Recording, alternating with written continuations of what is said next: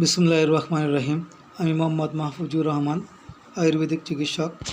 চিকিৎসা ফাউন্ডেশন বাংলাদেশ কর্তৃক পরিচালিত cancer care giver training programme কোর্সের প্রথম ব্যাচের আমি একজন ছাত্র। আমার রোল নাম্বার CFBD CCTP 1012514। উক্ত কোর্সে শিক্ষক হিসেবে ছিলেন শ্রদ্ধেয় sir doctor Mizanur Rahman sir, cancer বিশেষজ্ঞ, জাতীয় ক্যান্সার ইনস্টিটিউট, মহাখালী, ঢাকা।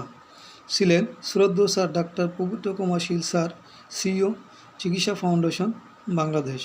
আমি উভয়ের সার্বক্ষণিক সুস্থতা কামনা করি। কোর্সে ক্যান্সার রোগ বিষয়ে বিস্তারিত আলোচনা করা হয় এবং ক্যান্সারের খাদ্য ও পুষ্টি জাতীয় খাবারেও আলোচনা করা হয়। আমার আজকের উপস্থাপনার বিষয় 5 জন ক্যান্সার রোগীর বিষয়। আমার আজকের প্রথম রোগী আব্দুস সামাদ, 55 বছর বয়স, 167 সেন্টিমিটার উচ্চতা, 60 কেজি ওজন, BMI 21.5 কেজি। উনি গলার ক্যান্সার রোগে আক্রান্ত। বায়োপসি ও MRI মাধ্যমে শনাক্ত করা হয়। উনি ক্যান্সার কেমোথেরাপি নিচ্ছেন এবং রেডিয়েশন থেরাপি চলতেছে।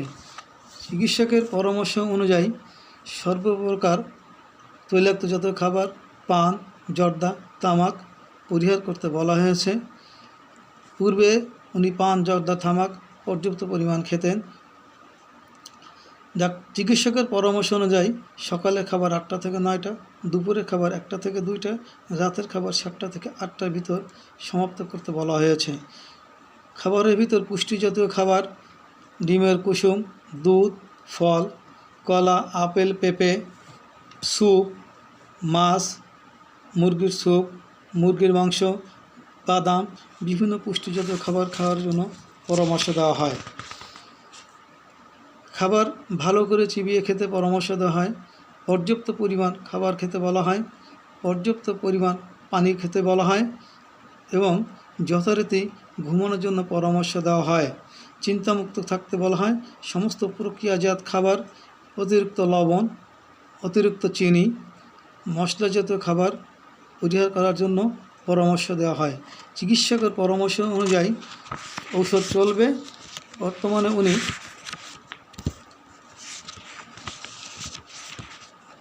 Khulna research cancer hospital, Khulna regional cancer hospital research ইনস্টিটিউটে চিকিৎসারত আছেন। আমার দ্বিতীয় রোগী মোহাম্মদ হাবিবুর রহমান, 66 বছর বয়স, উচ্চতা 5 ফুট 3 ইঞ্চি, ওজন 45 কেজি, BMI 19.9 কেজি। বর্তমানে পাকস্থলী ক্যান্সার আক্রান্ত আছেন। স্টেজ 2। ডাক্তারের পরামর্শ অনুযায়ী কেমোথেরাপি চলছে এবং চিকিৎসকের পরামর্শ অনুযায়ী পূর্বের অগোছালো খাবার যেমন ধূমপান, পান, জর্দা, তামাক পরিহার করতে বলা হয়েছে। সকালের খাবার 8টা থেকে 9টা, দুপুরের খাবার 1টা থেকে 2টা, রাতের খাবার 7টা থেকে 8টা শেষ করার জন্য পরামর্শ দেওয়া হয়। খাবারের ভিতরে নরম খাবার, ডিম, সবজি, ব্রোকলি, গাজর, সবজির স্যুপ, দুধ, টক দই, নরম ভাত, ওমেগা 3 সম্বন্ধ মাছ খাওয়ার পরামর্শ দেওয়া হয় এবং খাবার আস্তে আস্তে খাওয়ার জন্য পরামর্শ দেওয়া হয়। পর্যাপ্ত পানি খাওয়ার জন্য পরামর্শ দেওয়া হয়। অতিরিক্ত লবণাক্ত খাবার, প্রক্রিয়াজাত খাবার খাওয়ার জন্য বাদ দেওয়ার জন্য পরামর্শ দেওয়া হয়। সম্ভব হলে খাবারের আগে ভালো করে হাত ধুয়ে নেবেন। খাবার ভালোভাবে চিবিয়ে খেতে পরামর্শ দেওয়া হয়। খাবারের সময় তাড়াহুড়ো না করার জন্য পরামর্শ দেওয়া হয়। আস্তে আস্তে পর্যাপ্ত পরিমাণ পানি খাওয়ার জন্য পরামর্শ দেওয়া হয়। বর্তমানে উনি চিকিৎসকের পরামর্শাধীন আছেন এবং আগের থেকে অনেকটা সুস্থ আছেন।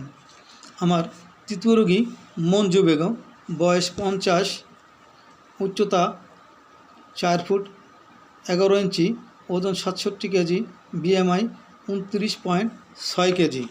উনি বর্তমানে জরায়ুর মুখ ক্যান্সারে আক্রান্ত হয়েছেন এমআরআইয়ের মাধ্যমে শনাক্ত করা হয়। স্টেজ 1 কেমোথেরাপি শেষ করছেন, প্রয়োজন হলে রেডিয়েশন থেরাপি দেওয়া হবে। উনি Khulna regional cancer hospital and research ইনস্টিটিউটে ডাক্তারের চিকিৎসারত আছেন।